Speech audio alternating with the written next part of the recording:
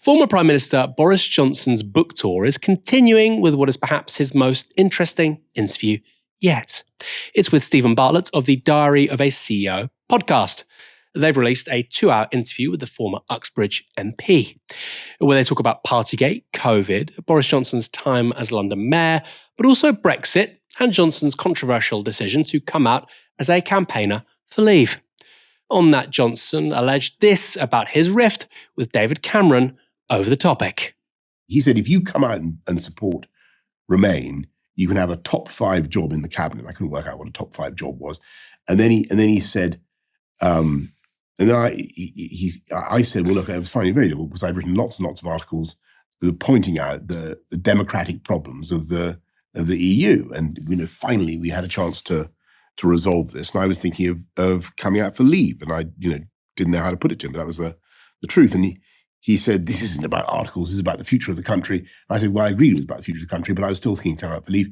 And he said, well, if you come out for Leave, he said, I will, and I apologize for using his name. He said, I will fuck you up forever. And which I thought was quite a big, sort of promise to make. He said he was going to fuck you up forever. Forever. Forever. Not just for a month or a year, forever. Rather unsavory language between former Etonians there. I'm sure that's not particularly usual.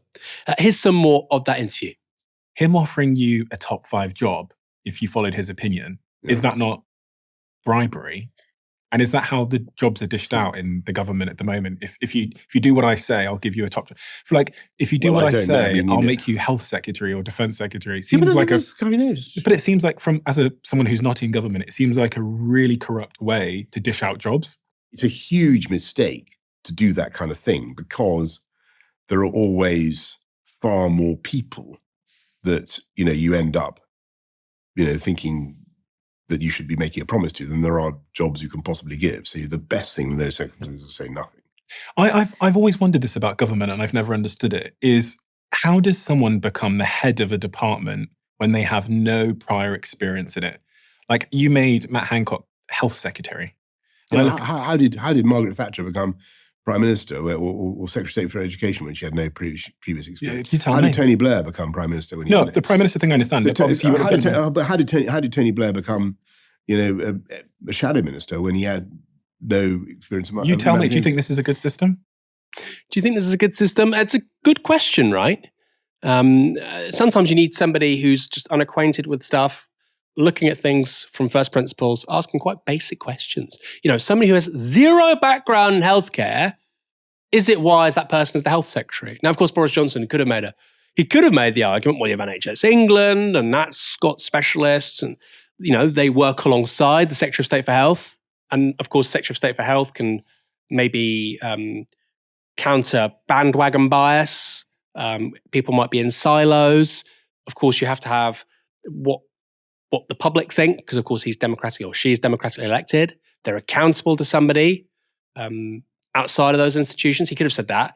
He's not really saying that. He's not really offering much of a defense for our system, which, by the way, I think is a crazy system. I think it's an absolutely crazy system. I don't think you can justify this stuff unless we have a far wider diversity of people in politics. And by the way, I don't just mean, black, brown, white, male, female, trans. I don't just mean that stuff. I mean literally what they do for a living. We have barely any biologists or scientists in Parliament. Barely any. So it's not really a surprise that we're doing sweet FA on the biodiversity crisis, on climate change, that we don't really have an effective industrial policy. They're all lawyers and former journalists, and some PR people and party bag carriers. And then there's some business people too. And of course, who could forget the former lobbyists?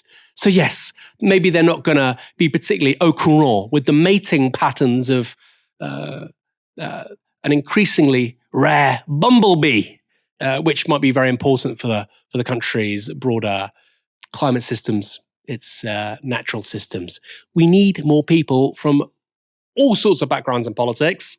Yes, working class people and blue collar trades, yes, of course. But also, like I say, people who've literally studied science so they can have a grip on science-heavy subjects. Let's look at the last bit of that discussion.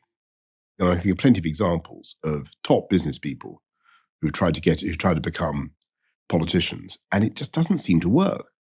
And I don't know. I mean, can I have a guess? Go on. Well, if I look at the data, I go, if 35% of them come from one school, Eton, and then there's jobs being dished out based on, if you take my opinion, I'll give you a top 5 job. I go, I understand why I could never get in, even if I was the best candidate, because it's not being done based on who's the best candidate. It's being done based on like the old boys club. Like, I'll do you a favor, I'll lift you. Well, not under the Labour Party, presumably, or any other party, and not under the. I mean, most Conservative cabinets. So just under the Tory Party. No, I think under any party. I'm sad to say, Steve, I think that there's probably been the way politics has been since the dawn of time. I think that politics has tended to be factional since the dawn of time. I think it's tended to be just sad, but I think true. What on earth, right? We have a significant number of people with political power in this country coming from a single school. Well, no, not the Labour Party. If you want some people who are remotely meritocratic and might have a clue what they're doing, and they're not entirely en hoc to people they've known since they were 6 years old with little school shorts and school caps and blazers. If you don't want politics like that, you could vote for the Labour Party. And you could see him trying to sneak it in. He says, and the Conservative Party some of the time, not during my government, my cabinet was packed with them, but other Conservative cabinets like Theresa May's, they've been pretty good actually. Or John Major, he was raised on a council estate. Well, you weren't, Boris, were you? Really, really puzzling responses. And then, of course, he's saying, well, politics is kind of screwed. It's bad. I can't really solve problems. And there's factionalism, and it's rubbish, and there's nepotism. What are you selling here, man? This country has so many problems, and we're not solving them. We're not solving them because people like you are the politicians, and the system doesn't work. And if the system is prone to things like factionalism, which, by the way, it is, then we need to think about how we can change that.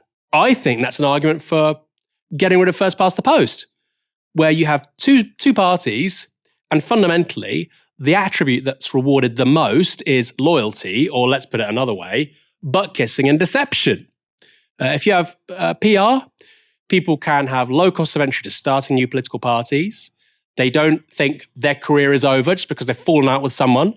I mean, that quote from David Cameron in a separate clip from a moment ago where he's saying, I will fuck you forever, because he disagrees with him?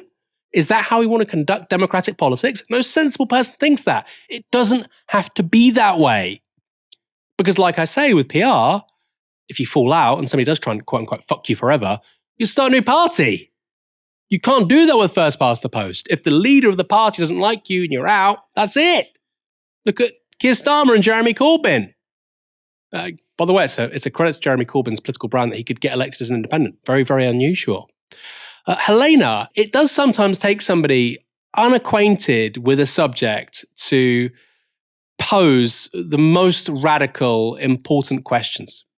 Oh yeah, 100%. Because not only is our political class, the actual people who get into politics, a pretty incestuous system in who gets selected where, how we hand out jobs. And whilst I think that it's true that we have too many business people and lawyers in Parliament, and it clearly hasn't worked, right? But the idea that you need to have a specific specialism in a certain area to be a minister in that department, I think you can make the argument that this can be... people will get advice. It's about having, as you say, a breadth of people of certain backgrounds and experiences to understand what they would value and create a more kind of a more holistic and far more heterodox way in which we have created our parliament. Like the Attlee administration had lorry drivers and weavers and miners and teachers. Like we could have a parliament that looked like that again, that was representative of the public. When it comes to asking these questions, of course, there's a reason why our media class don't ask these really basic questions about the way in which things work. Is because, the media class, they all went to the same schools and universities that all of the bloody politicians did. They all went to Eton, they all went to Cambridge and Oxford.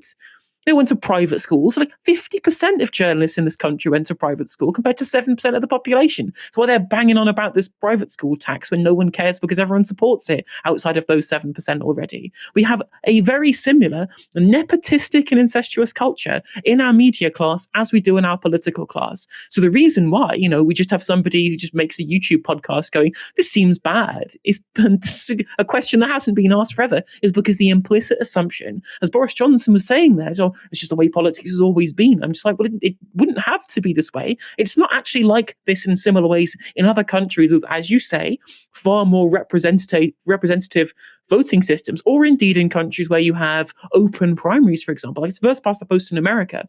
They certainly have a bigger breadth of elected officials over there than we do because they have open primaries and people can vote for who they want. We don't have that here. We have Morgan McSweeney from on high decreeing who shall be the candidate in which seat and where, and they're all people who are there for loyalty reasons rather than because they're necessarily the best person for the job, or indeed the one which represents the public best. I think this is so important.